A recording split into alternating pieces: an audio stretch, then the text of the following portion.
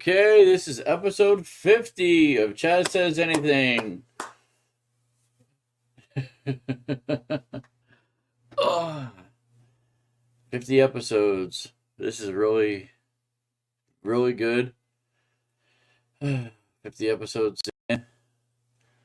I can't believe this is really, a banner, banner,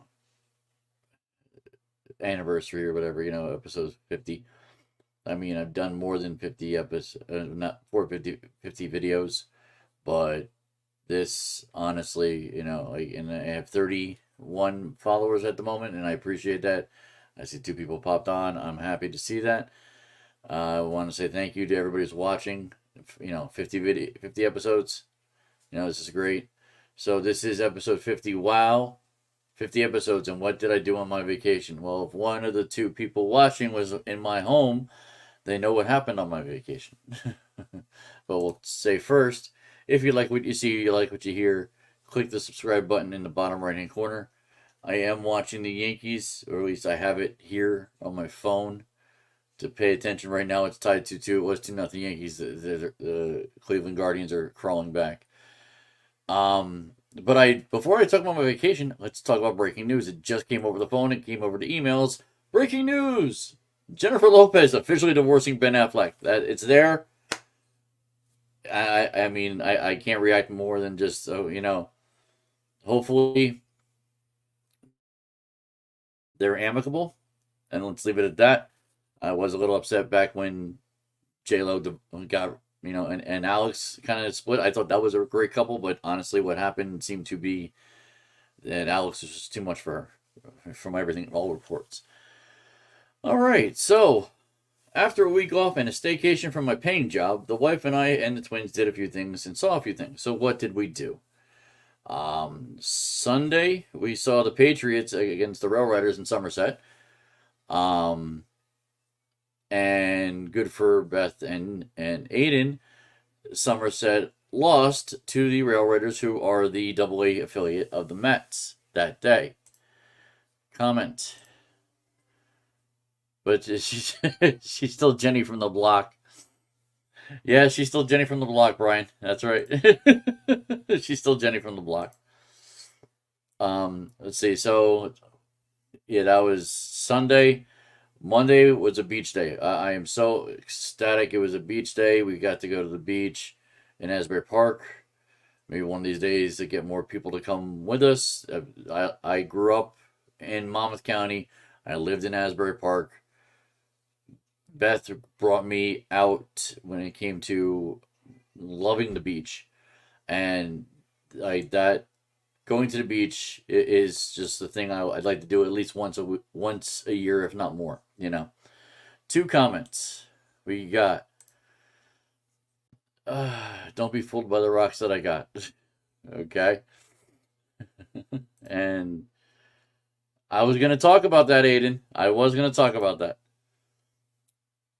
Another comment. I like fish and ducks too. Yeah. Okay.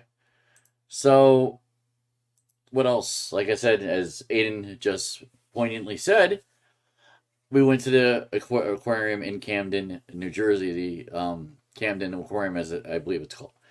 Beautiful place. Saw lots of different things.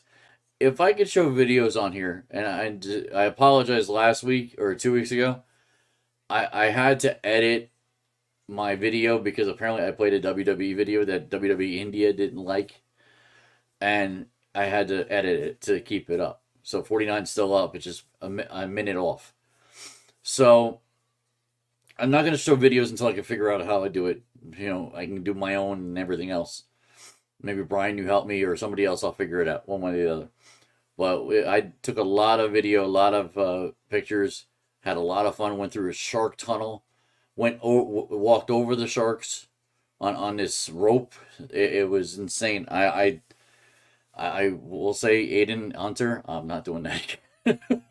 That thing shook, and I think it was because you were walking too fast, and it is what it is. My weight on that as it was shaking, as I'm videoing on my right hand while I'm holding dear life on my left hand. Yeah, I'm not doing that again. Anyway, What is going on in the stands? So, Soto hit a foul ball. All right, so big news of the week going on right now. The Little League World Series in Williamsport, Pennsylvania. What's been going on? Metro, Staten Island, playing right now against... Where are they? Playing right now against the... Southeast team from Florida. They're playing right now. It's 0-0 at last check. And Newtown, Pennsylvania, sorry to say, I heard this before, lost to the West. Lost 3 to Hawaii, of all teams. Lost 3-1 in game 26, which they each game is, a different game. So that's not going to happen. I wanted Metro and Metro and that would have been the funny thing. Metro and Mid Atlantic, which Metro is Staten Island, Mid Atlantic is Pennsylvania, would have had to meet in game 34, which is not the final for the World Series, the American World Series. American World Series is game 36, which would either be against the Mountain team or the Southwest. Let me look at the teams. Let's see this Mountain team and the Southwest team. Let's see Mountain. Who's Mountain? You think they'd tell me who they are? There we go. Team representative. Paseo Verde Little League from Henderson, Nevada. They're 4-1. That's their record. Let's see what was the other team? Crap. I didn't get which team was the other team. Southwest. That's the also undefeated team right there. So the Southwest team is from the Bourne, Boerne, Little League, from Bourne, Texas, and they're undefeated right now. So that's the two teams that's going to be facing each other. So it's Texas versus Texas versus I said it. I can't remember. Oh, Mountain. Texas versus Nevada. That's going to be the next game to determine who they're playing in of the other teams, which is one is Metro, which is Staten Island, the other is Florida. So that's going on. And then also the Little League, MLB Little League Classic happened. Detroit versus, actually it was New York Yankees versus Detroit. Detroit was the home team. And we just couldn't show up again. We had so much fun. When I say we, the Yankees had so much fun with everything they did. And honestly, I'm just, I'm just a little perturbed that they couldn't focus to get some hits and win this game. I forget who was pitching. It wasn't Cole. Maybe it was Cole. Whoever it was. No. I'm sorry. It was Marcus Stroman. Stroman didn't have a bad game, but he could have had a better game. And the bats could have, would have been. Not that I want or expect Judge to hit a home run every night, but I expect everybody else to participate, honestly. And that's all I got to say about that, really. What's the comment? I finally watched Deadpool. You were right. It was really good. Yeah, I'm glad to hear that. Okay. So, let's talk about the Yankees real quick. Let me get out of this Little League. Save some of my Wi-Fi. Okay, Yankees lose their series to the Tigers. It wasn't a great series, like I said. They haven't looked good. And to be honest, if we look at their last 10 games, they're 5-5. Run differential's gone down. It was plus 121. It's now plus 116 in 2 weeks. So with 37 games to go, they're in the right spot as a team. Unfortunately, they got to get better. To be able to succeed, to be able to not become one of the teams that has to be in the wild card, we need, as fans, for the New York Yankees to start stepping up. Aaron Judge needs to start getting these home runs. He did. He got a home run. I think so did Soto. But it's got to be more. Everybody's got to step up. I mean, this is getting ridiculous. You're getting paid God knows how much money Haven't even looked at how much they're getting paid besides obviously Judge and Cole and Soto. And Soto's going to get more, but Soto's doing well. So I don't know. 37 games to go. They win what 25 or 26 of the next 37. That's 26-9. That should win. I mean, Baltimore, they got tough games too. They're playing the Mets, and this is where I have to be a Mets fan now. I want the Mets to win, to beat Baltimore, so the Yankees have an opportunity to stay on top. We'll see, but that's my hope. That should not be their hope. Their hope is to be beating Cleveland, who they're doing their damnedest too. The MLB is heating up in August, and all these races are getting ridiculously tight. Like this is what MLB's wanted for the past 5 years, and they really haven't had it. The Yankees, Baltimore, Guardians all have 70+ wins, and the Twins. I digress. I forgot these two. Nobody in the American League West has 70 wins, but New York, Baltimore, Cleveland, Minnesota, Kansas City all have 70 wins. That's amazing. 5 teams, 3 of them are in the wild card. I mean, that's just ridiculous. That 3 of them are in the wild card and they all got 70 wins. That's how tight the American League is. Nationally, not as tight. They have, well, to be honest, they have their 70s too.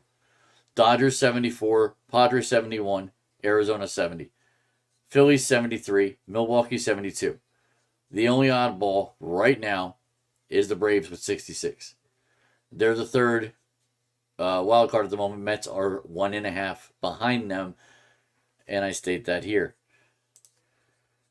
The Mets are home facing the Baltimore Orioles, winning yesterday in a walk-off fashion. Which, let's talk about that. If you watched this on SNY, I saw it on SportsCenter this morning when they talked about it, and they showed Keith and Ron verbally saying that Alvarez should not swing the bat on 3-0. Now, before I go on to the trolls, and most likely they're Met trolls, that verbally and put onto that just go out, and I must have hit something. Anyway, so on social media, these people said that they should be fired. Keith and Ron should be fired. That's just the dumbest thing you can think. For one, snafu. I found it funny that they kept their mouths shut and started writing in their books that he got the hit, but that's what he did. That's what they did. And why am I forgetting his name? The announcer for the Mets. He had his great call for Alvarez's walk-off. It was great, from what I saw. 2 comments. I can't believe that the Yankees aren't way better. They should be. I agree with you. On paper, they should be 80 wins probably, but they just don't have the kids. Like when the Yankees kids back in the 90s, Derek Jeter, Jorge Posada were coming up. They were hitting. I mean, they were going slumps, but they would hit. We were winning, and we had enough help. See, maybe this is the difference. The 90s people had enough help. There was a lot of bats. Tim Raines, Darryl Strawberry. There was just so many guys off the bench, knocking here, knocking there. We had Wade Boggs at third base. He was basically done, but we had Wade Boggs with Charlie Hayes. Now, I love Oswaldo Peraza. Oh, apparently there's a car going behind me anyway. So, that. Oh my God! What the?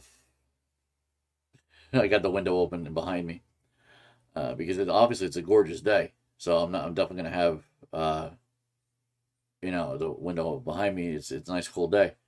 So yeah, I mean they should be better. Period. And then how about that Alvarez? I was talking about that Alvarez dinger. That's what Keith and Ron were saying he shouldn't have done, but he did. He hit it 3-0, and good for Alvarez to do that. Like honestly, that the Mets have a better, almost a higher ceiling to an extent with all the people they got.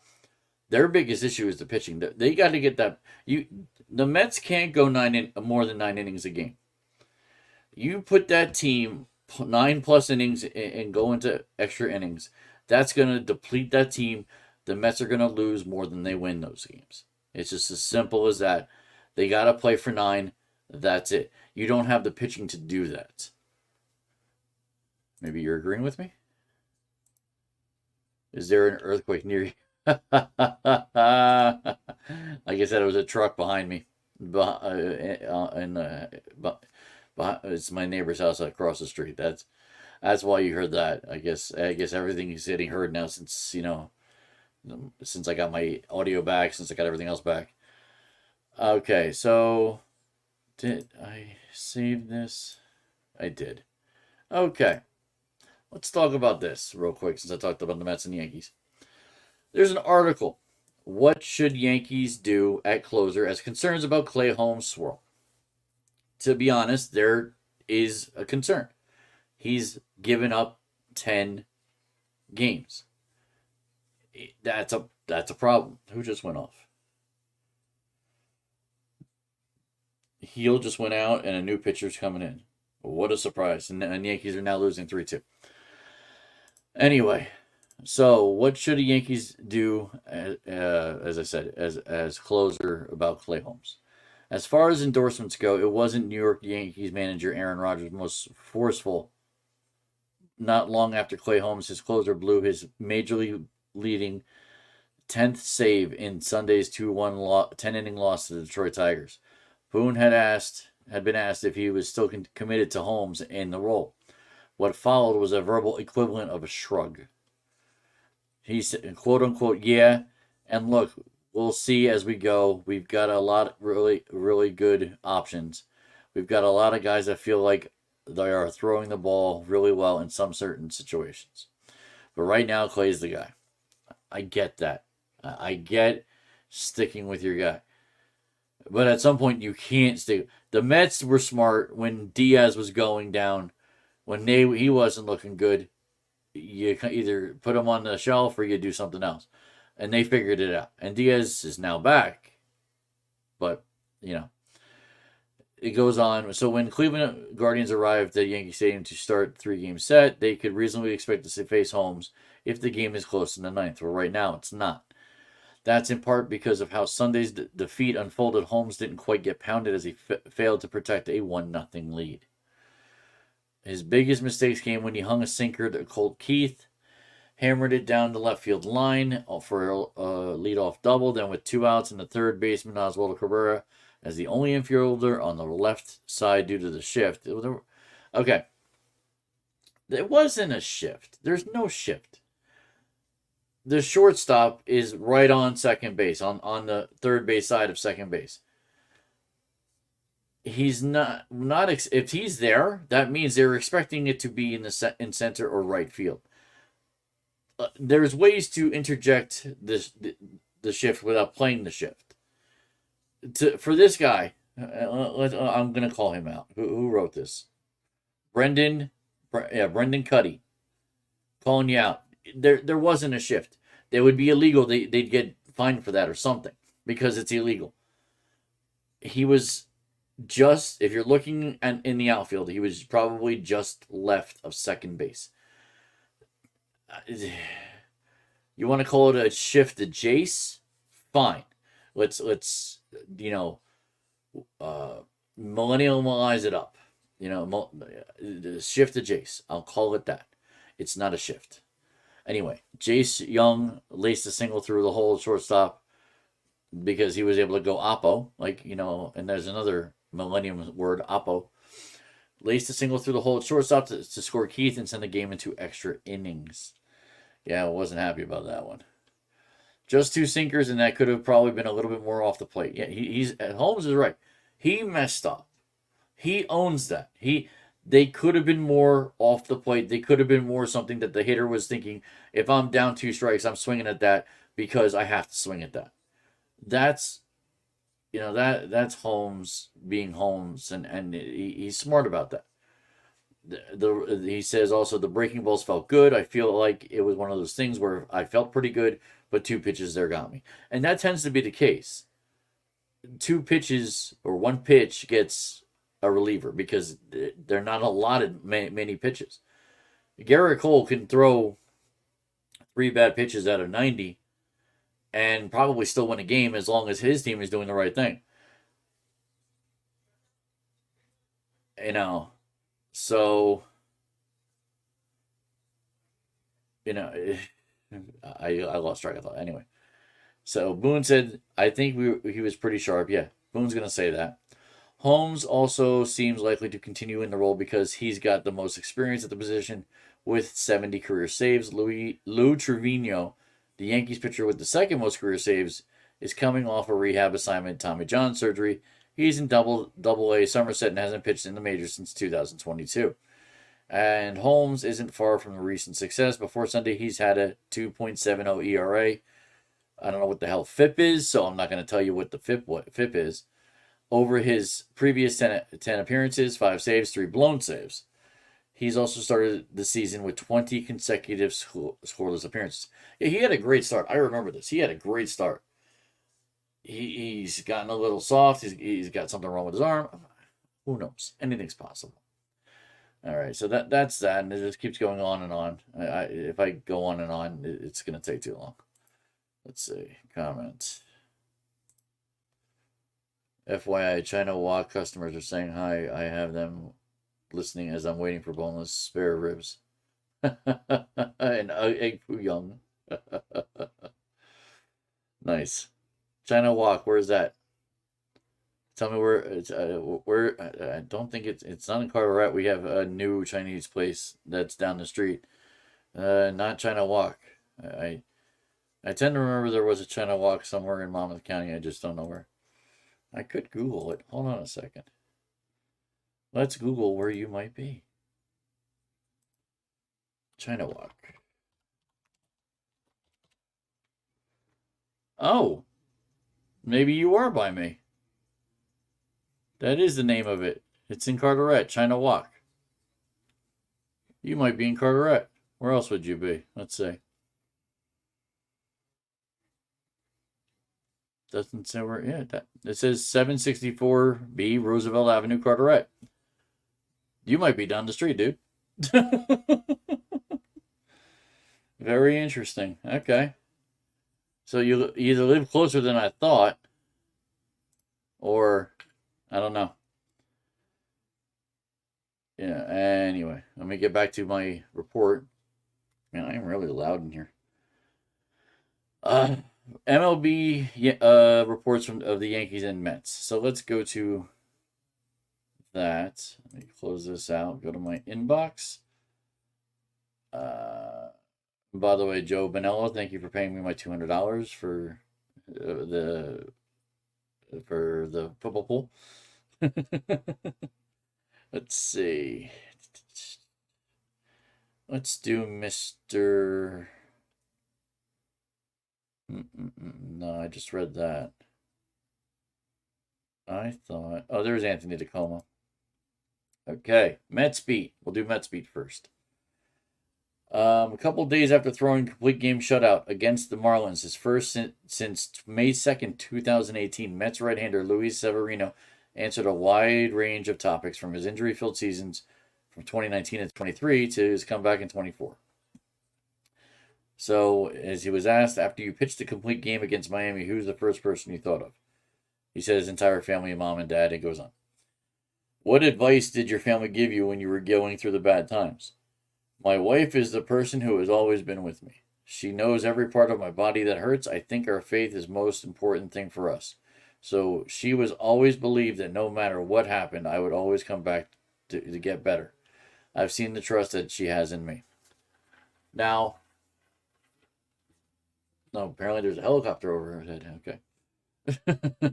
So, apparently the wives of players are helping. So, that, if anybody is in baseball, in football, I'm going to say something right here. Make sure you got a good person next to you. Could be your wife, could be your husband, could be whatever.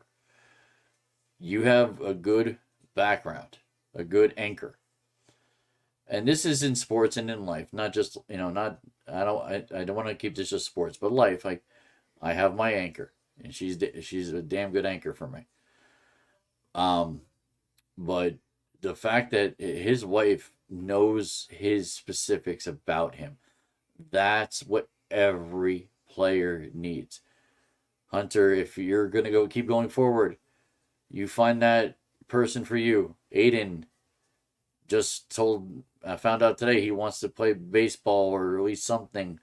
We'll talk about that down the road. I want him to play something that he will be able to succeed in. Being behind his brother for 2 years might be a little much, but I want him to succeed, and that's what I want him to do. But to continue to succeed as you go farther, you definitely need that second person in your life that's with you every day to know the things that are wrong with you, to see the things that are going on that are going to assist you to do the right thing, instead of necessarily listening to, let's say, an agent or some other member of your crew that you would tend to listen to if you didn't have that second person. You agree with me? Start today. By the way, congratulations on 50 episodes. Keep the great work. We're out here spreading the Chaz love. We're calling ourselves Say Anything Crew. Well, tell those people at China Walk, subscribe to me. They can put me on Tuesday nights. I can shout them out if they can actually shout me out. Anyway, so he does go on with more questions. Oh, look at that. The Yankees tied it up at 3, and they're up to bat. After the game, you and manager Carlos Mendoza had a really big hug. What does that mean to you? He means a lot to me. He's not just a manager, but Carlos is more like a friend. That's not a good thing when you're doing your contract. Anyway, health has been an issue from 2019 to 23. What did you do this offseason to make sure you'd stay healthy? That should have been question number 1, by the way. I changed a lot of things, my work habits. I was a guy who would go into the offseason just lifting weights, like getting bigger and bigger. This offseason, I approached it a little bit differently. I want to be more athletic on the mound. Sleeping is helping me a lot. My habits were really bad. I was barely sleeping 5 hours a night for a baseball player. That's not good. Shocking that a baseball player would sleep 5 hours a night, and especially a pitcher. What was he doing that he needed? He needed only 5 hours.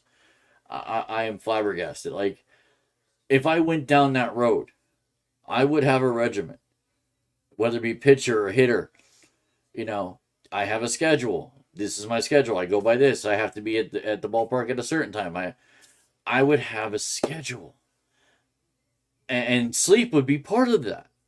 Like, it's a little different for the regular human being because we have the regular 9 to 5 job that they don't have. We have, so that's different too. My bedtime tends to be around 11 o'clock. 10, anywhere between 10:30, 11, and even 12 sometimes, because that's what's allotted to me because of whatever I'm doing. Nights like tonight will probably be closer to 12. But I'm starting to drink this, so this might actually help me to not stay awake as much. But that's what I can't figure out, why guys like this just can't get in a regiment. Like, baffles me. And then he says he went to train with a personal trainer, Joe Murphy. Good for him too. He'll probably get more people now because of that. MLB.com, another question. The thing I noticed about you is when things went wrong on the mound, you acknowledged it. You never hid from the media. You always were gracious to us. Why? Here, I got the answer for that, and it's not the one that he said. He got that from the Yankees. He learned how to talk to the media from the Yankees. He learned how to talk to the media from his other baseball players in that room. Number 1, Aaron Judge. Aaron Judge, more than likely, and I'm just guessing. I'm just spitballing, but I feel like I'm right. He had taught or had someone teach him how to talk to the media. You don't tell him too much. You tell them what they need to know, and that is it. That's what I would teach my child or my children. You don't tell them more than they need to know, because that's what your company, your team is going to say the same thing. Don't tell them more than what they need to know. Simple as that. Looks like Volpe got an RBI. Okay, cool. It's good for my fantasy. It talks more. Okay, you're a Mets fan. Start today. This is a Mets question. Which Braves pitcher allowed the game-winning single to Mets third baseman Robin Ventura in Game 5 of the 1999 National League Championship Series? There's 4 answers, so you don't have to guess. Is it Kevin McClinchy? Is it John Rocker? Is it Russ Springer? Is it Terry Mulholland? So you have 1 of 4. Game 5, 1999. I will go down to the answer. I'm going to probably say something that you're not going to say. just a guess. So I'll go over the answers again. One more time as you're typing. If you're typing. McClinchy, Rocker, Springer, Mulholland. I'll give you 5 more seconds. 1, 2, 3, 4, 5. Okay. The answer is Kevin McClinchy. Rocker played earlier, if I'm correct. I could be wrong, but Kevin McClinchy is the answer. All right, so that is the report for the Mets and Anthony DeComo. I am now going to try to find Mr. It would be the 19th, which was yesterday. Brian Hawk, there he is. Okay. So Yankees beat, and from Williamsport, no surprise there. Were you going to say McClinchy too? Terry, yeah. Sorry, buddy, you were wrong. Anyway. Oops. Wrong banner. So Aaron Judge and his teammates marched up the famed driveway in the Little League World Series complex Sunday afternoon. The festive red, white, and blue bunting of Howard J. LeMade Stadium serving as their beacon in the distance. I'm going to say this. If anybody didn't see this, like that game at 10:30 where I forget who was playing. I think it was the international team playing, actually. Like when they came in, like Detroit came in first, then the Yankees came in. And it's always really cool to see these guys, honestly, interacting with the kids. And obviously, I mean, Aaron Judge, I think one of the announcers kind of married it up to what it was like with the Beatles, what it was like with any of these rock gods from the 60s, which makes sense. I agree. Like Aaron Judge is that figure for baseball. And again, Aaron Judge needs more on his team than just him.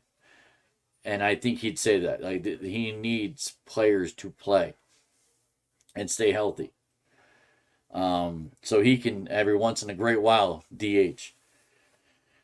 So after my going off on that, a wall of sound surrounded them. Thousands of fans, the young and the not so young, emptying their lungs in the hopes of securing a forever keepsake. As Judge, I don't care about Adam Schefter. Anyway, a wall of, yeah, I said that. So emptying their lungs in hopes of securing a forever keepsake. As Judge inched through the swollen crowd, and he literally did inch. Like it was, go here, sign. Go here, sign, and then sign something else. Go here, sign. Go. I mean, that it was absolutely insane watching this stuff. Thankfully they had it halved, where they had the game going and they had them. His thoughts would drift to a grainy black and white footage of the British invasion. He actually thought of this too. Go figure. Judge said they make you feel like the Beatles out there. That's a pretty good compliment, to make you feel like the Beatles. Despite the 3-2 loss to the Tigers in the 10 innings, Judge and the Yankees seemed even larger than usual during Sunday's Little League Classic festivities, and not only because they stood roughly 2 feet taller than most of their adoring fans. The Bombers expected a lot from their visit to Pennsylvania's Lycoming County, and they were not disappointed. Well, yeah, they weren't disappointed by the people, but their fans were disappointed by their loss. I mean, you need, if I'm correct, and I remember correctly, when we went to Iowa for that game, the Field of Dreams game, we lost that game too. We need to win the games that are national television games. It adds up. It really does. They need to talk about this. This needs to be a talking point amongst the Yankees. Hal Steinbrenner needs to bring this up. National things that aren't on Yes are bigger for the Yes Network because they will draw if the Yankees win. I hope someone sees this and says that. And they can say Chaz said it. I wasn't planning on ranting about that, but I felt I had no choice. Looks like a delay before you get to my comments. Yeah. Oh, when I get in a roll, dude, this is what happens. I get in a roll. Sometimes you got to go with the flow and just hope that I get to your comments. Anyway. Excuse me as I clear my throat. All right. What else did they say? What did Mr. Hawk say? A threatening forecast raised the possibility Yankees might not visit at all. Yeah, that game before the Little League game before this game, it was Pennsylvania versus the Northwest Washington team. Got delayed twice, and they destroyed them in 4 innings. Like that was a good reason. It was a good thing that Pennsylvania beat them in 4 innings. Because they were able to get that game and then go to this game. And that sucks for me. Like I said, I really wanted Pennsylvania, New York in at least a match against each other. That would have been entertaining. Maybe just for our area, but maybe for others.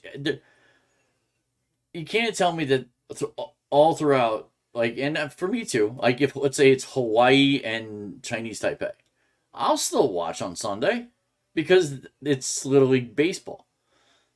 You're going to see things. I forgot to mention in the Little League Baseball, there's a pitcher, and I forget the country. I want to say Jamaica, but I'm not sure. He threw an 80-mile-per-hour pitch. And I think it was more than just one. I think there was 2 or 3. 80 miles an hour. 46 feet. Times 80 miles an hour. You have to swing as he releases the pitch. It's that insane. 80 miles. They were averaging 70. I mean, some of these kids averaging 70. But now there's a couple kids. They got some sick curveballs. And sliders that go the opposite way. They got a slider, which I think I forget what they call it. It's not a sweeping curve. It's something else. The slider goes in, but this goes kind of out. It might have been a sinker, an upward sinker, whatever they call it. But some of these kids are really good. All right, let's finish off. Autographs were signed. Caps and pins were swapped. Paul McCartney and John Lennon would have been proud. Yes, of course they would have. I mean, Judge took a picture with his kid. His parents, his parents got an award for being the parents of the year for Little League, and they're running his All Rise nonprofit. And another story, real quick, before I get off baseball. Jazz Chisholm has got to be the best pick. The best trade the Yankees have had for the last 5 years. He's ingratiated himself into this team. He loves being a New York Yankee. Expect him to stay. If he has anything to say about it or anything to do about it, expect him to stay. He said that's officially my little brother. Jazz Little Leaguer bond for life. This kid Russell McGee pitcher infielder for the Henderson, Montana team. Henderson, Nevada team.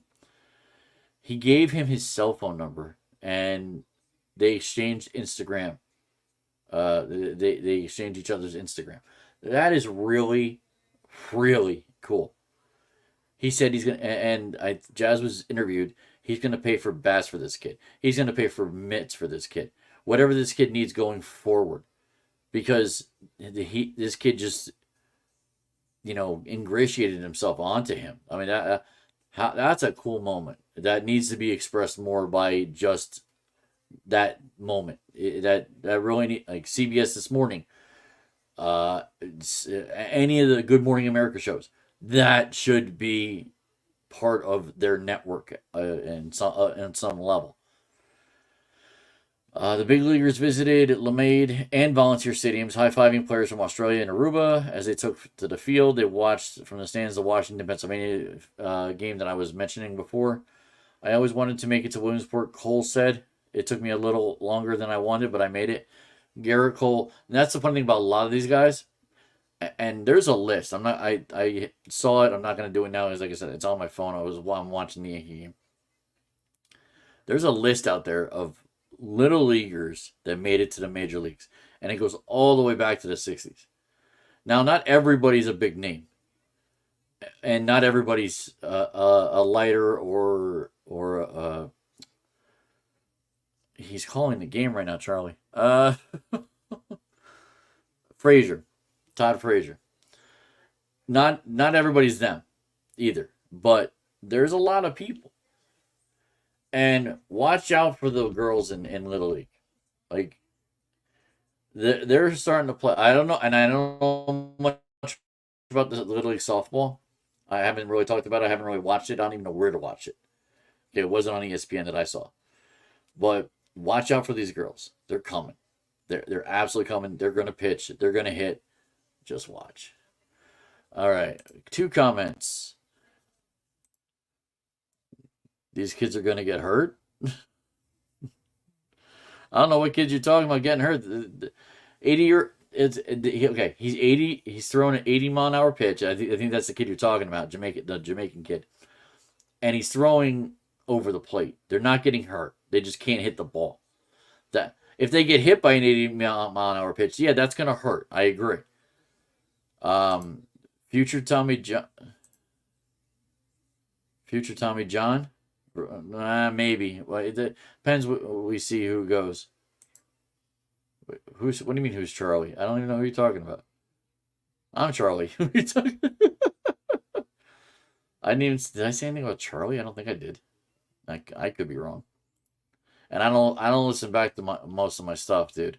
So if I said Charlie, it was not intentional. Okay, so I said all this. They talk about Austin Wells insisted upon the trip down the hill. Yeah, Austin Wells did it. The Yankees didn't do a good job. The Tigers did better. It was a bad time. I mean, it was too dry. And when that's too dry, that's a problem, honestly. All right, that's done. All right, so standings done. Let me punch this in real quick. Search Olympics.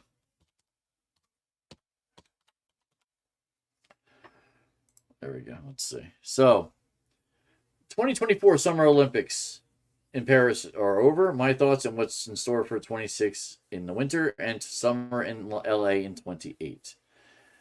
Okay, let's see. Inside the journey of the official flag. Down. So, medal leaders by country. USA, 126 medals total. Very nice. USA had 40 gold, 44 silver, 42 bronze. Talk about evening the field there. So we were number 1 in all 3 as well. We were tied for first in gold with China at 40. Japan third with 20. Silver, we had 44. China had 27. France had 26. Bronze, we had 42. Great Britain had 29. And China had 24. So China's number 2, and then everybody else is 3 and 4. That's the medal tracker. And we had 126. China had 91. Oh, Great Britain was third with 65. I thought the Olympics were pretty cool. I got to watch more the second week than the first week. I saw the breakdancing. That was interesting. I will say this though, it couldn't hold me. I couldn't watch that many breakdancers do all these different moves. I just couldn't do it. Like I just can't. I can watch water polo for much longer, and I don't even know the sport.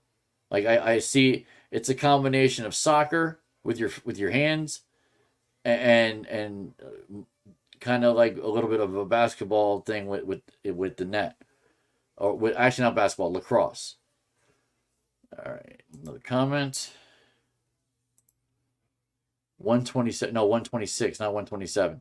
126. You're a little. I am I coming off different with the mic? Is it too high? I was 127. I mean 126. Would you be able to explain breakdancing, girl? No, not at all.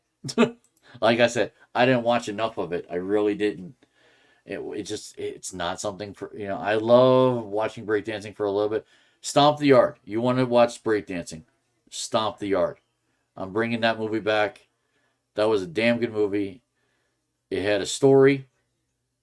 That's you want to watch breakdancing. That's what you watch. Simple as that.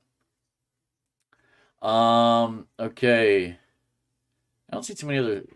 I mean, I think we won in basketball. We won both women and men. Noah Lyles to Simone Biles. The moments we'll remember. Let's see. Let's go to that. I don't need to see a video. My video screwed me up. After 19 days of competition, medals earned, countless celebrations, and memorable moments, the 2024 Paris Olympics wrapped up. From the city of Paris taking center stage to Simone Biles and the U.S. gymnastics to return of fans. Oh, to the return of fans. The Paris Games will be remembered for many things, but what stood out the most? One person said Trinity Rodman's incredible out-of-nowhere game-winning goal for the U.S. women's soccer team. That would be a good one. Another person, the photo finish lean that Noah Lyles needed to win his meet, and he did it apparently while having COVID. Go figure. Like, my only issue with that is he hugged somebody right after, and you have COVID. The last thing you're doing is hugging somebody. But he won, which was really good. Good for him. There's another person, men's golf tournament at Le Golf National. Xander Schauffele, John Ram, Roy McClory, Hideki Matsuyama, Tommy Fleetwood, all were battling for the lead, and the gold went to none other than Scotty Scheffler. If you're not a golf fan, you don't know who Scotty Scheffler is. If you watch TMZ, you do, because he got arrested back down, at Augusta back in May for running over a security guard at 6 o'clock in the morning. Yeah, so you know who Scotty Scheffler is. If you know that, he is the number one PGA guy on tour. Another person, I was in Tokyo 3 years ago, sitting in massive arenas and stadiums, watching athletes make their lifelong dreams come true. Okay, they just went on a spiel. I watched Simone Biles withdraw from the team competition in 2021 and heard hushed. Okay, I watched Djokovic dreams. Why are we talking about?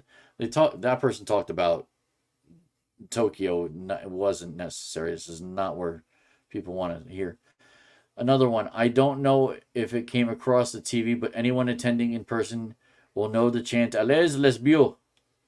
It has been a constant rallying cry for French fans. Interesting. Does this tell me what that means? It does not. No, it doesn't. Okay. Another one. Witnessing redemption for the 4 Golden Girls who returned to the Olympics after a rough, weird 2 weeks in Tokyo. A couple months ago, it seemed like highly improbable that the 4 women, Simone Biles, Suni Lee, Jade Carey, and Jordan Childs, would make this team. Well, when they did, so that was a good one. The team as a whole coming back the way they did, and Simone hitting what she hit, and the Simone Biles story with her husband and I'll get to that in a little bit. That's a very interesting story. Comment. Only things I really like from France is toast.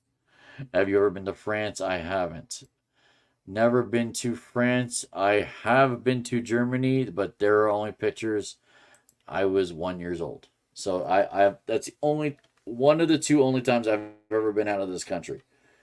The other time was my ex-wife and I took a cruise to the Caribbean and went to Cozumel. That was my favorite.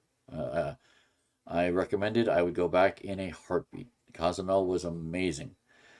The place we went to after, I was didn't eat too much. Definitely did not drink the water because we were on Mexican mainland, and it was interesting, but it wasn't as I hate to say exotic or because it was you were in downtown Mexico. Everything was old and it was poverty. It really was. It's supposed to be a trip for people that go on a cruise. You're not supposed to see necessarily poverty, but you did. So, but that was that. I remember that. Okay, I think that's pretty much it. Jeremy Schaap said something in Henry V and rejecting Protestant. Whoa, Jeremy Schnapp. Jeremy Schaap. I can't say that 5 times. He just went on and on and on. Jeez. And nothing about the games either. So Mark Spears, he's a basketball guy, covering at the NBA for 25 years. Covered college basketball for five of those Olympics and 2 Olympics of the NBA. But also all the basketball games I've been to. Perhaps the greatest, he says, was the U.S. versus Serbia semifinal game. Nikola Jokic, the NBA MVP, jumped ahead and led most of the game. But to his avail, LeBron James, Steph Curry, Kevin Durant, and others actually would have been the most embarrassing moment in their careers, came back to win that game. Go figure. Like, I still remember that, watching that. I was like, damn. I said, that would have probably been one of my first things I talked about. They lost. Like, that would have been crazy. Brian Windhorst, that's another. Okay, that's it. So that's it for that. Okay, so I'm gonna go off of this. I don't need to talk about allow. This is my rant. And if you're gonna comment at all, expect the wait because I have to talk about this. My take on Daniel Jones haters after throwing 2 interceptions in a preseason game. Who cares if he threw interceptions in a preseason game? I don't understand the vitriol about it. I don't. He came out healthy. He obviously maybe wasn't ready for that game, and that's fine. It's preseason. He's got another week. Still 3-3. I don't understand when we have who we have on the roster that you think anybody else is better than Daniel Jones. That team is going to go with Daniel Jones. Get it through your heads, Giants fans. It's not going to be anything else. Neighbors is going to be his big target. And he's got 2 other guys. They're not A.J. Brown, but he's got 2 other guys. His running back is not Isaiah Pacheco, but he's got a decent running back in Singletary. The Giants will do what they got to do with what they got to do. And if you think they're going to do anything else above or below that, you really need to wait for that because you don't know the reality till you see it. To assume it's going to be bad because he's been bad before. No, think about this. He hasn't been really that bad before. He's been hurt. He has come back from being hurt and got hurt again. Health has been his issue more than him being bad. He's had funny moments. Remember? He was running for a touchdown at the 20-yard line. He trips himself on that stupid turf in MetLife. He's not the issue. His money at this moment is not the issue. Because if he does bad like you think he's going to do, guess what? He's gone. At the end of the season, he's gone. And guess what? If we're that bad and we're in the top 5 or 6 again, don't you think we're going to get a quarterback this time? And there's decent quarterbacks coming out 25. They'll be there. They're not this year. But guess what? J.J. McCarthy, who we wanted, or trading up to, we would have had to trade up to number 2 to get the guy we wanted, Jaden Daniels. That wasn't happening. And I didn't want Derek May. Yeah, sure as hell did not want Derek May. I would have rather had Jaden Daniels than Derek May. And we were not going to 2. Neighbors will do what he's got to do. People were expecting him to be probably better than Marvin Harrison Jr. I'm okay with that. That means that our guys did a good job at that. That means we figured out that something on Neighbors, and I'm telling you, what I saw in that Hard Knocks, I was convinced Neighbors was the guy. Everybody wants to go on, oh, well, Dable wanted to trade up. Dable wanted to trade up. That was a scene in a whole day's worth of stuff. Get over it. The Giants will do what they got to do with what they got to do. I mean, I have Giant friends who said what the opposite of what I'm saying. And that's what's getting me upset. Like, and they're not watching right now, I guarantee you that. They probably, who knows if they will. Breathe. Learn to breathe. September 5th is the first game. Our first game, so if the 5th is a Thursday, the 6th is a Friday, when the Philadelphia Eagles will be in Brazil, the 8th is our first game. On the 8th, if he has a bad game, he throws 2 interceptions, he puts his helmet on wrong, whatever, then you can say something. That would be a rant, guys. Like, I saw so many Giants fans just ripping. I'm like, first off, why are you watching preseason? Don't you have something better to do? Like, I did. There were so many things I had better to do than watch a preseason game. The only preseason game I watched, and I talked about this back in the beginning of the month, was the Hall of Fame game. Do we all know why? Do we all remember why? Because of the new rule for kickoff. I wanted to see it. That was something as a football fan I wanted to see. Do I need to see 2 minutes of my quarterback who's going to play? No, I don't. Do I need to see Tommy Cutlets? Not really. If I see him in the middle of our season, then I know we're having a bad season. People just, they love to get under my skin. 2 comments. I want to bring... and Beth, you're really loud tonight. Yeah, I know, Beth. I had to do my rant. I told her I was doing my rant. That's it. That's the rant. Okay. So, getting to this, which it's just before 9 o'clock. Look at that. Just before 9 o'clock. Chicago Bears training camp. I watched, and Beth watched, episode 1 and 2. Episode 3 is on in a minute. Okay, so 1 and 2. Honestly, and I don't remember all the names. Rome Odunze is their number 3 wide receiver. Honestly. They signed one of their guys in one of those episodes, so he's long term there. I think it was DJ Brown or something like that. And they got somebody else. What I came about with watching those 2 episodes was one thing. The NFC North is going to be an eventful division. Detroit's supposed to win. Detroit is the team that's supposed to win. Green Bay and Minnesota have been there. Chicago hasn't. But now Chicago has all this stuff there. They have all these players. They have the number one, Caleb Williams.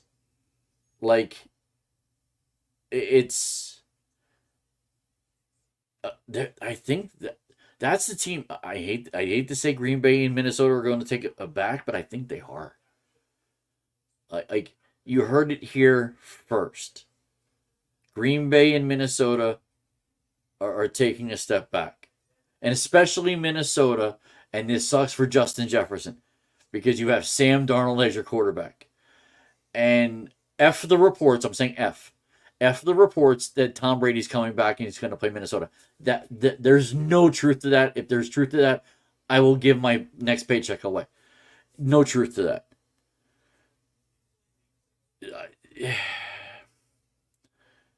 But watch Chicago, watch Detroit. That's going to be a division. And then watch them for the playoffs. Both those teams make the playoffs. Everybody in the NFC needs to watch. That's going to be trouble. 3 comments. Wow.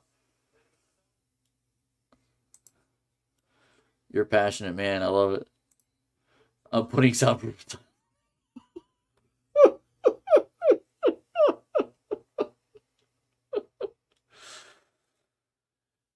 You should start pounding the table. No, see, if I pound the table, then the screen goes. I can't do that. I need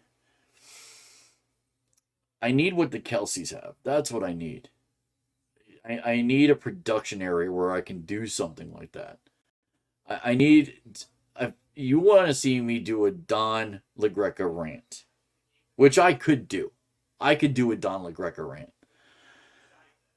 I'm telling you, it would be epic. It really would. But it's got to really tick me off. It really does. So I think I'm done with that. Like I said, episode 3 tonight. I don't know how many more episodes after this, but with the season coming up, it's going to be interesting. All right. So next week, people gotta watch. I'm gonna promote the yin yang out of this, and I know the people who should watch, the people who, and I'll say this in quotes, poo-pooed me when I said certain things about how the Giants would go 14-3 last year, or how who was it? I had the Jets go 13-4, and those two I literally did blank the bed. Okay. But I got the Eagles right by 1. I missed it by 1. And why did I miss the Eagles by 1? Because the Eagles lost 5 of the last 6. That's why. That wasn't my fault. That was theirs. And Dallas, I think, went 10-7. I had them at 9-8. Not off on that one either. I did good on that one. So, like I said, doing the win, loss, win for the Giants, Eagles, Cowboys, and Jets. Last year, like I said, it was close with the Eagles and Cowboys prediction, but I will bear to caution on the Giants. Comments. You don't have Kelce money. I'm aware, honey, I don't have Kelce money. Say anything, crew, or voting for you to slam the table. We're out there. Then you got to get me a better table. This table ain't cutting it. It's I bang this table, I break the table. I'm not strong, dude. Beth will tell you, I'm not strong. I would break this table. I'm shocked Beth is watching for this long. This is interesting. It's only been an hour and 4 minutes. What is she waiting for? Oh my God, someone is racing out there. Jesus Christ. All right. So I don't think I really talked about this too much. The Hall of Fame class that came out 3 weeks ago. Dwight Freeney, Devin Hester, Andre Johnson, Julius Peppers, Patrick Willis. We all know them if you're football fans. Devin Hester was the shock for me. Devin Hester's a kick returner.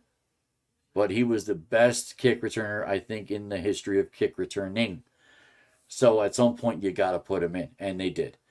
Freeney, not a surprise. Johnson and Peppers, I probably should have been in earlier. Same with Patrick Willis. And the two senior ones, if you watch the stories, I saw those two. I really saw the Gradishars. McMichael, I've known for a while. McMichael he got an issue physically now, and that's how they put him. Let me see if I can go to McMichael. Let's see.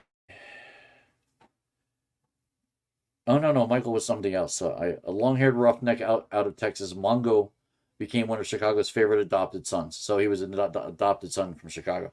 He was on this '85 Super Bowl winning championship team. Ferocious 46 defense he was on. So he was on the defense. McMichael was on for a while.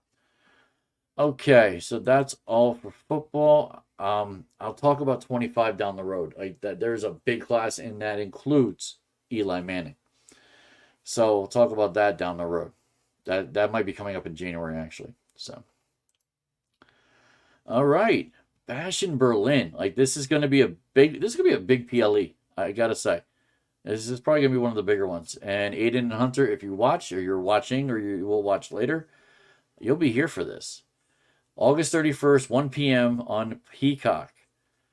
The matches we have right now: Cody Rhodes takes on Kevin Owens in an undisputed WWE title match at the Bash in Berlin. So Kevin Owens is the number one contender for this.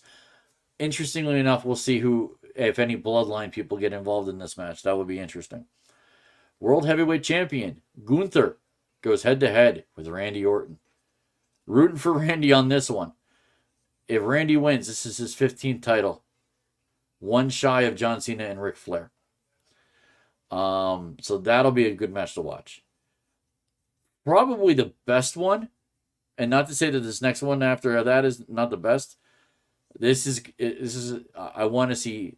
I'm going to say it here. It's probably the first semi-curse word I say. I want to see asses beat. Damian Priest and Rhea Ripley, who are the Terror Twins as they're called now, versus Dirty Dom Mysterio and Liv Morgan in a mixed tag team match. Let's be honest. Rhea Ripley can beat both of them, Dom and Liv, hands down, both at the same time probably. This should be a flat out beatdown of Dominic and Liv. The problem becomes the rest of Judgment Day. Is Judgment Day somehow banned? Are they in the arena? Who, if anybody, comes out for the Terror Twins? Could we see Sami Zayn and Jey Uso? That would be interesting. Because they don't like Judgment Day much either. And I'm sure now that Damian Priest and Rhea Ripley essentially are baby faces, and that's a reality now, then why not Jey Uso? And she's been linked now with Jey Uso for the past month. Okay, let's be real. She's been literally linked to him as a character, like a romantic character on the show. We know she's married. I think he's got somebody. I mean, the rest of the Usos have somebody. So this is just a show thing. And this Dom Liv little thing, it's kind of disgusting, in my opinion. But I hope to see some ass beating, and we'll see if that happens. In the craziest match we'll see that day, CM Punk battles Drew McIntyre in a strap match. If you've never seen a strap match before, I recommend you watch this. The favorite's probably going to be Drew McIntyre because he's bigger. In a strap match, essentially, you're tied by two straps to each other in the ring. One gets beaten by a pulp. You can drag that person around and touch the four sides. You don't pin the person. That's the intriguing part of this match. You don't pin the person. You have to touch each corner of the ring. Once you do that, you win the match. But by you doing that, you're dragging your opponent around. CM Punk he's not a big guy. I'm curious how much strength he'd have to garner up to pull Drew McIntyre through the entire ring. That's going to be interesting. That's going to be an interesting match. I don't think there's any other matches. At least not at the moment. That's only, so there's only the 4 that are slated at the moment. But like I said, right now it's a good PLE, and I think with 3 or 4 more matches, you're probably going to see a Bloodline one. We'll see what happens there. You're probably going to see LA Knight defend. Hopefully not against what's his name, LA Knight, not LA Knight, Mr. Prime guy, Logan Paul. You also might see, and they're supposed to do this on Raw next week. So next week may not be enough time. They're supposed to do this like championship match, like a NCAA thing. 8 guys going against each other to a final. Maybe they do all 4 this week, and they do 2 next week, and then they do the one. I don't know how they're gonna do it, but I don't know if they're gonna get it into Bash in Berlin. I don't see how they do it, but we'll see on that. So let's see what happened on Raw. So there were some things that happened on Raw and SmackDown. Let's go to Raw first. So what are the highlights? Punk battle. So Punk actually called him out last night, and that's how that came about. Judgment Day destroys Priest and Ripley. So this is where I assume we're going to see somebody else come out with Priest and Ripley. I just don't know who yet. I don't know who out of the whole roster on Raw. Who do you get? And then Isla Fry and I don't know. Actually, I don't know what their names are. Fry and Dawn. They're the women's tag team champions. Somehow win the triple threat, and they look good doing it. I give them credit. From what I saw, I zipped through a lot of it, but I could see what was going on. They looked pretty good, and they're worthy champions. Another big thing that happened last night, and it's not a gone forever thing with this. Pat McAfee gives emotional farewell. He's gone till about January, okay? January or February. He's one of the college football guys on ESPN. He's going to do that. That's what he's going to do. He gets paid to do. I'm sure that was part of his contract.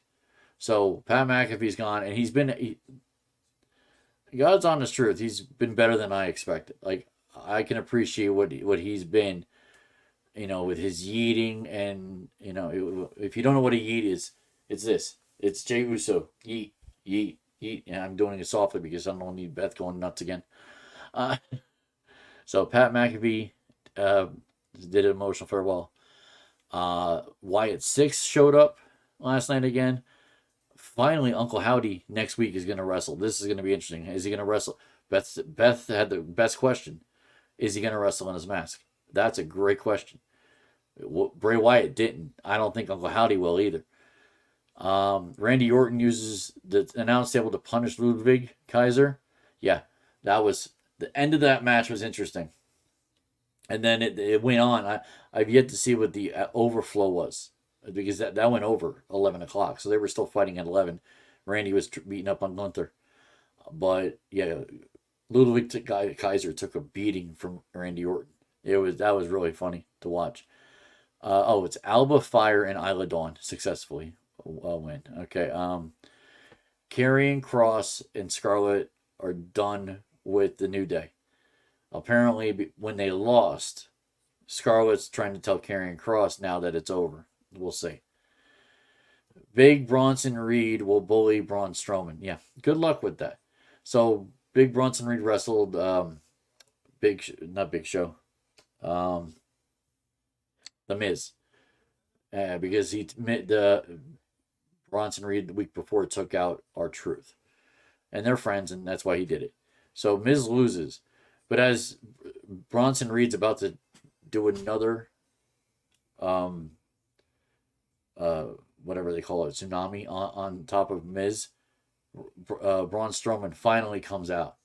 Like, I haven't seen Braun's been hurt from what I understand. He's just slowly coming back.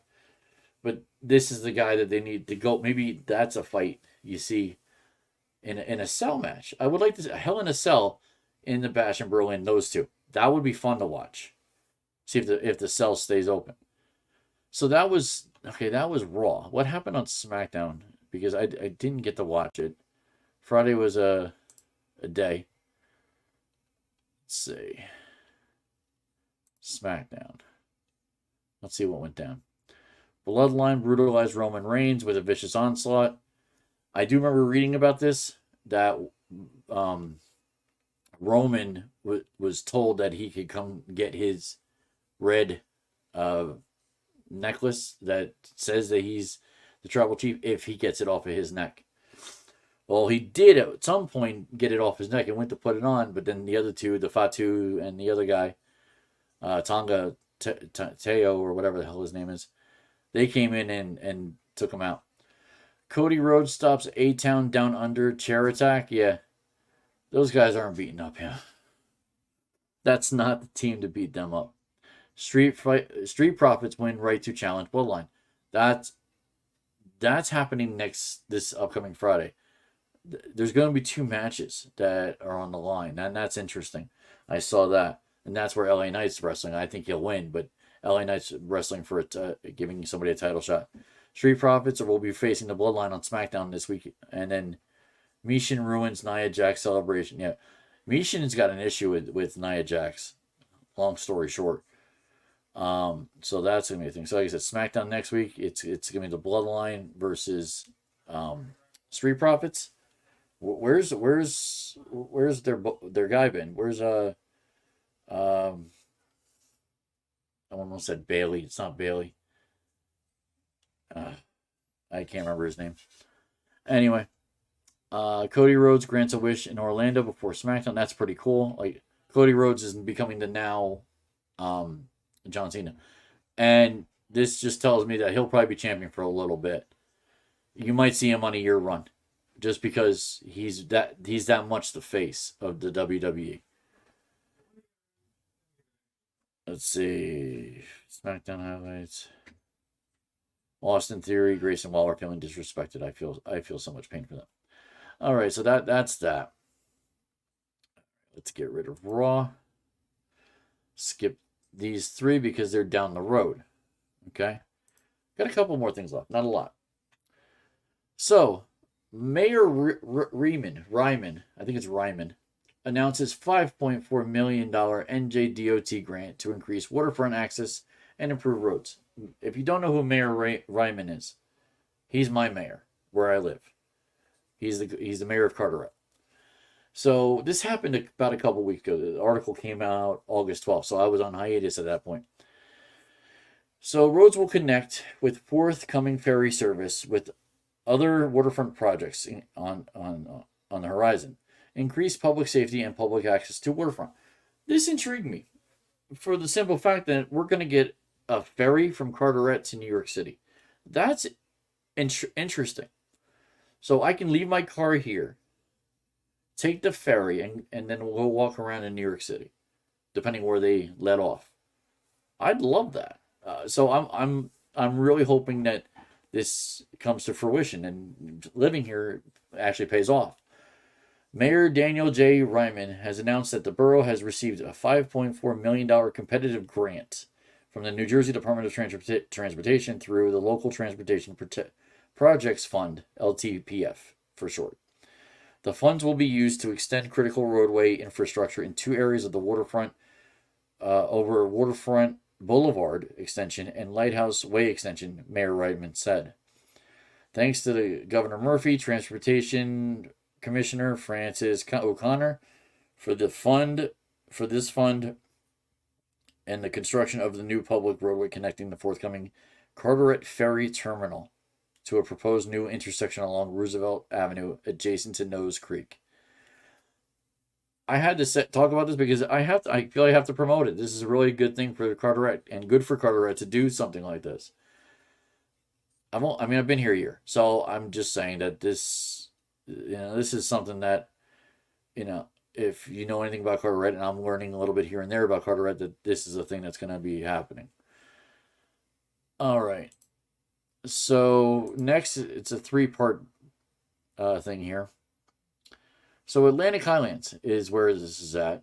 This is coming up. It's not quite obviously September 11th, but we got a couple more weeks. But I wanted to get this out because there's a date for this. As it does every year, Monmouth County will hold a September 11th Memorial Vigil on September 11th. This year it's a Wednesday.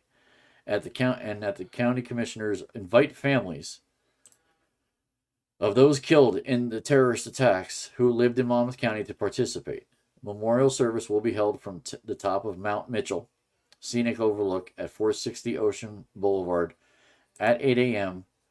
and by 9/2, September 2nd. People interested in participating in Monmouth County September 11th Memorial Ceremony, please email Lauren Brand at lauren.brand@co.monmouth.nj.us or Danielle, I hope I don't chop her name up, Banyaski at danielle.banyaski, Banyaski, at co.monmouth. I spelled that wrong because if you look at okay, where's my finger? Look down. So you look at the other one here, okay? It's actually Monmouth. There's an N there, so try to ignore the CO. It's Monmouth, NJ.us.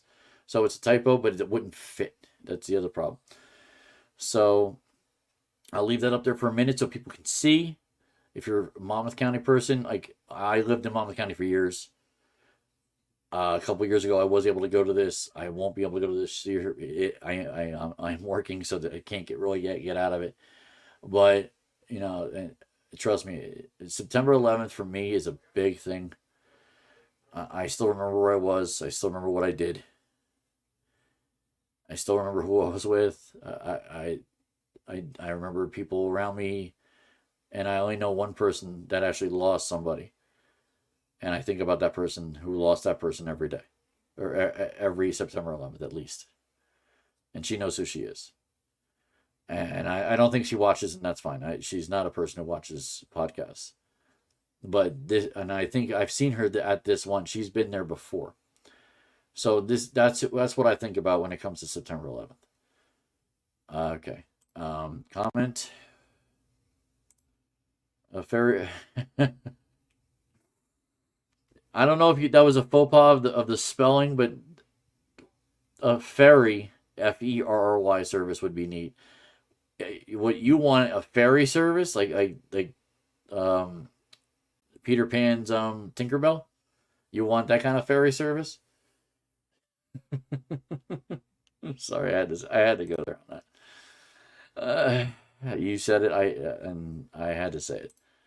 All right, so this I know I can show because it's my page.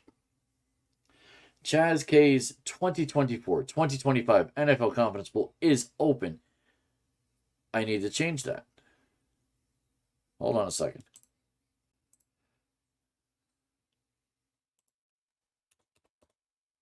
$18 is the incorrect number. Because that was yesterday. We got 23 confirmations. Less than 3 weeks to go. And it says on the page, and I'll show you the page. Let me go to present. Share screen. Yes. Window. That. Okay. And we're going to share. Wonderful. This is the screen. This is poolhost.com.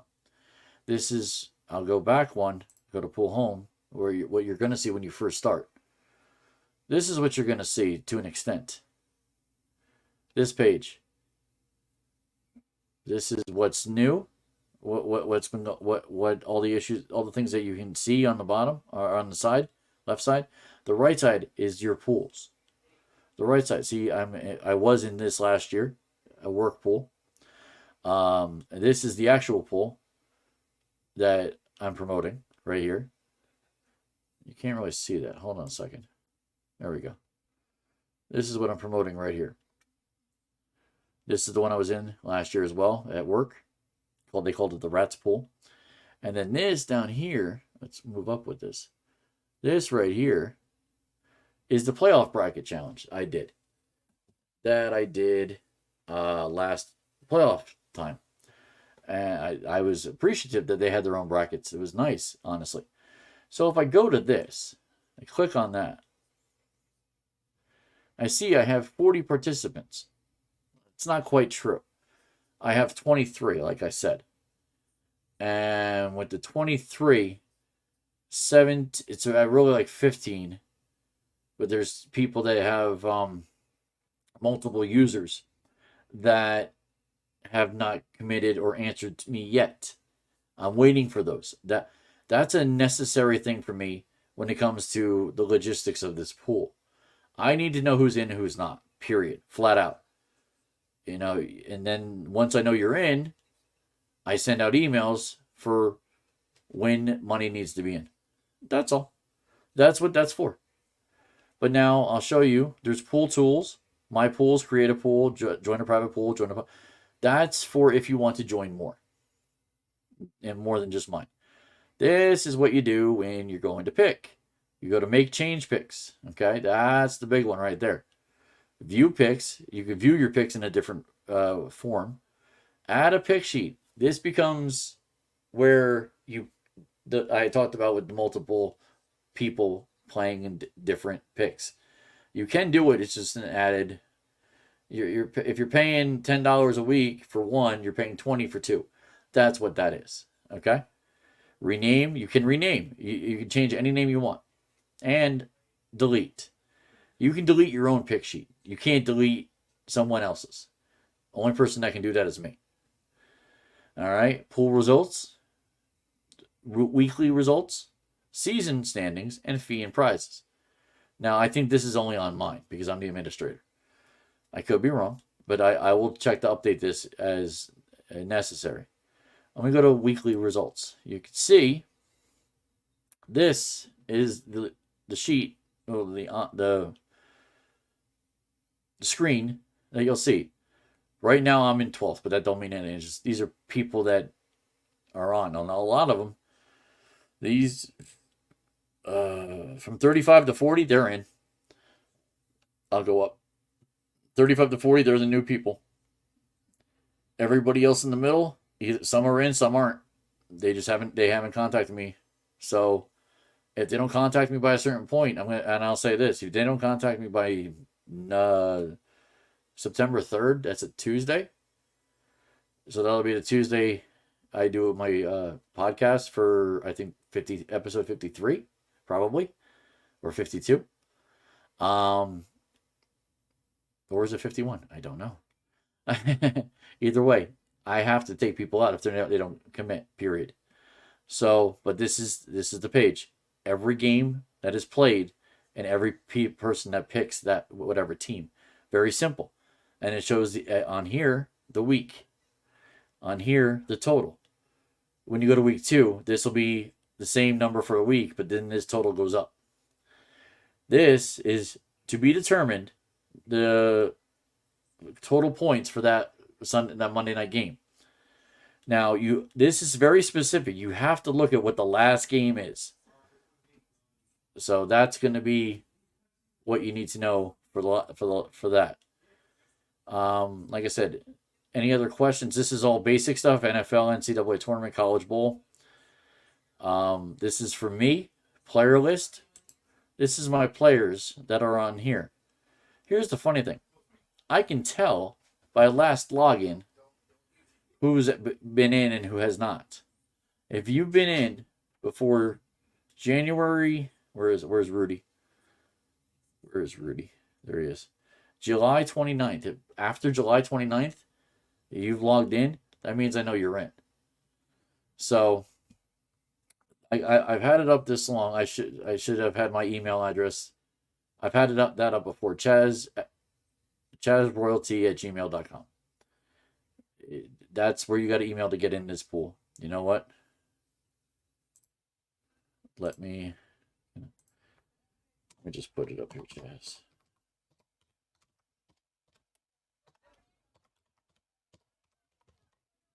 There we go. Save. Show. Boom. That's the email address if you want to get in. All right.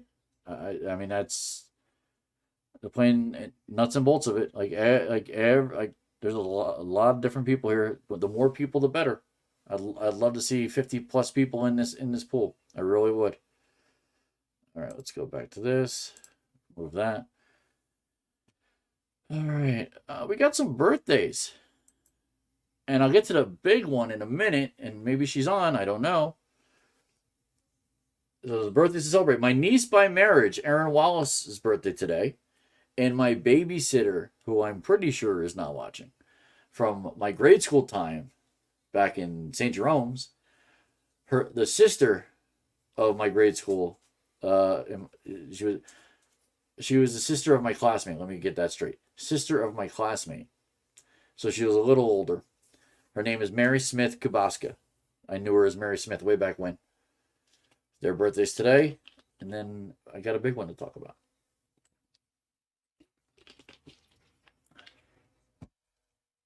Comment.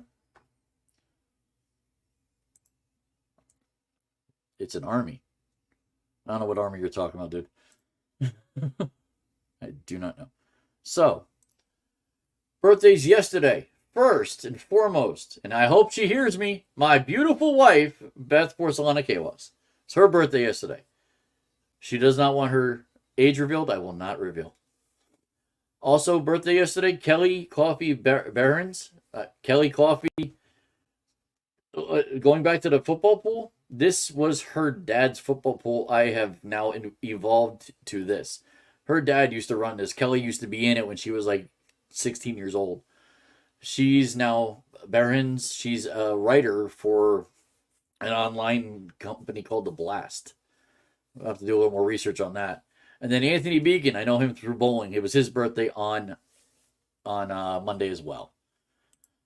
We got friends' birthdays that were on Sunday. So these are Sunday past that I know fairly well to an extent. John O'Halloran, I just talked to him today. I should have wished him a happy birthday. It was his birthday. I bowled with him, bowled in the same league with him last year. He's a very good guy. Big Miami Dolphin fan. David LeMedico, my buddy from grammar school, who probably knew Mary Smith, knows her sister Joanne Smith. She was in our class. David LeMedico. It was his birthday. He turned the same age as me, so he turned 48. Tom Green, I went to school with the CBA, same class. We were classmates. I'm almost positive he turned 48. If you know the Rat, WRAT, their own Carl Kraft, probably, I'm guessing, is 50. He's been around a while. He's around my age, so he might be 50. He might be 40. I don't know. I'll give him. I'll say 40. I'll give him my age. Let's say he's 48. Or no, I'm 47. Let's say he's 48. So he doesn't give his age. But yeah, all happy birthday to everybody there. Now, coming forward tomorrow into Thursday, the mayor of Union Beach, who I'm friendly with, Mayor Charles Kakuza, it's his birthday. Also, Sonny Bryan, who I know through my buddy Jim from Oceanport, New Jersey. Sonny, it's her birthday on tomorrow, and so is John Cepoloni, who lived in the same town as Sonny, actually. I wonder if they actually knew each other. On Wednesday, my best man at my second wedding, to Laura, the boy's mother. David Lisco, it's his birthday. Lou Kurisu, I bowled with him as a sub in Majestic. It's his birthday Wednesday. Pat O'Brien from National Starch, happy birthday. Pizzino, Eatontown legend who had a pizzeria that rivaled Vito Rufino's. It's his birthday on Wednesday. On Thursday, Harvey Smith, Maurice Clemens. What did they have in common besides their birthday? I worked with both of them at Amazon in Robbinsville. Happy birthday, Harvey. Happy birthday, Maurice. Ashley Babu, I was at her wedding. I met her through her now husband, Josh. They live down south in South Jersey. Happy birthday. And the one and only Miss Carla Jackson, one of the Neptune's greatest bowlers. It's her birthday on the 23rd. Happy birthday, Miss Carla. 2 comments before I go. Happy birthday, everyone. Very nice start today.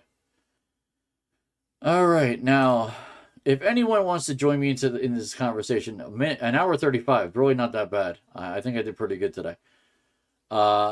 Please contact me, chazroyalty at gmail.com. Even start today, even if you don't give me your name, you email me and I can let you on.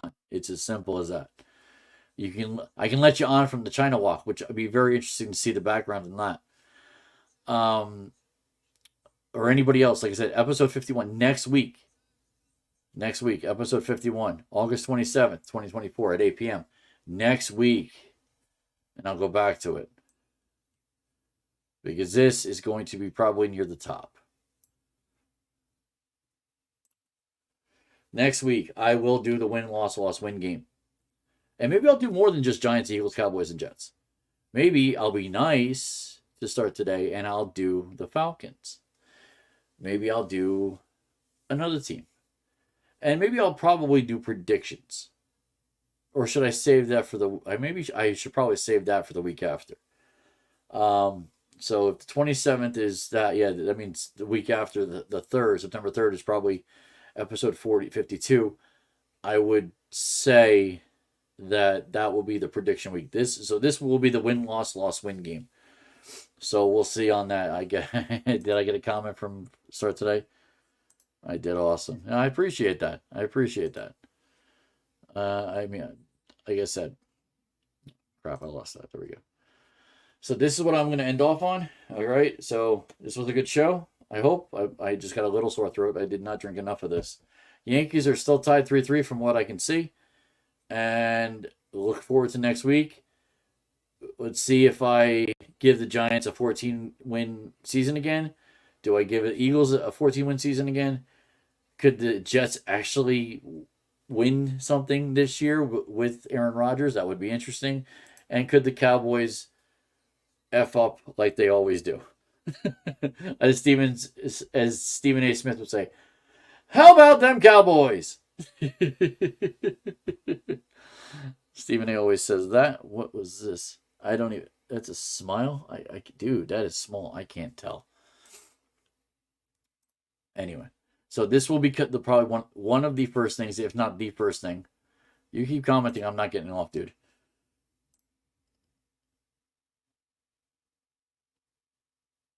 If I keep doing the show, probably not, dude.